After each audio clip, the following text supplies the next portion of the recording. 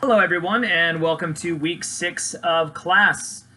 This week, we are going to exit out of World War I, and we are going to enter into a rather significant decade. And in many ways, you could make a strong argument that perhaps the decade of the 1920s is the most significant decade in the United States. Massive changes were wrought following World War I. Cultural changes, social changes, changes to immigration policy, political changes.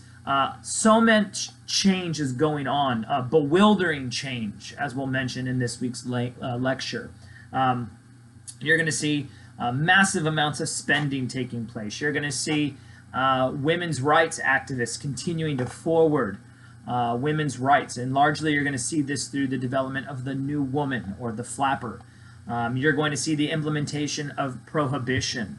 And prohibition, of course, had roots in what we call nativism. And we're going to be talking quite a bit about nativism this week. So many different things took place during the 1920s that in many ways it sort of set up what was going to happen. You know, for example, the following week we're going to talk about the Great Depression. Well, the reckless sort of spending on the stock market and an unequal distribution of wealth, all of which took place during the 1920s, all contributed to the Great Depression, and that's going to lead to a whole host of changes with respects to the New Deal, and those types of things are still with us today, including Social Security and welfare. So much of what goes on in the 1920s, we're still feeling the reverberations of that today. So highly important period of history. One of the things that's also unique, and perhaps this might be something that maybe you could look at for your first PowerPoint, because we're not going to get an opportunity to talk about this in a lecture.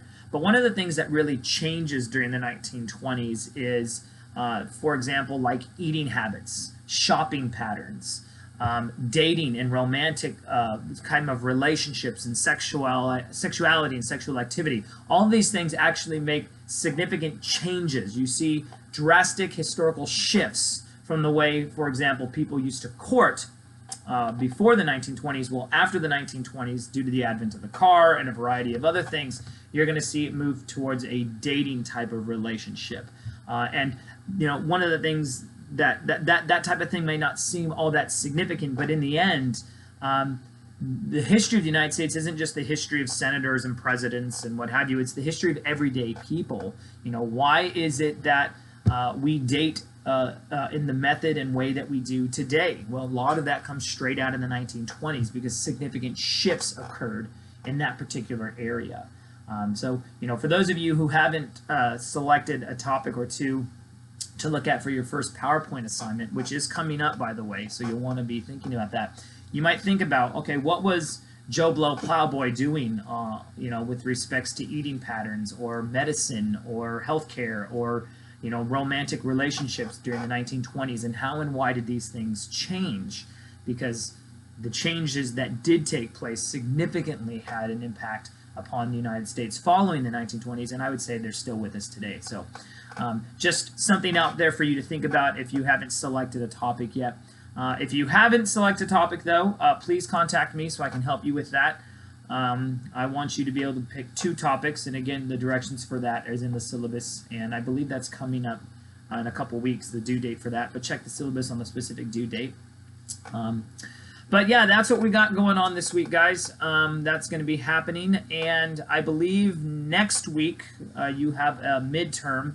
We're not quite time-wise within the midterm, but as far as the content goes, we're about halfway through. And the reason for that is because I spent about 3 weeks on the World War II era. So, but you have a midterm. It's a multiple choice question. Directions are online for you, but you'll be preparing for that. Okay? All right, guys, that's what I have for you. So, as always, I will ask you to go in peace, be warm and filled. May the force be with you. Live long and prosper, and may the odds forever be in your favor. All right, guys, have a blessed week.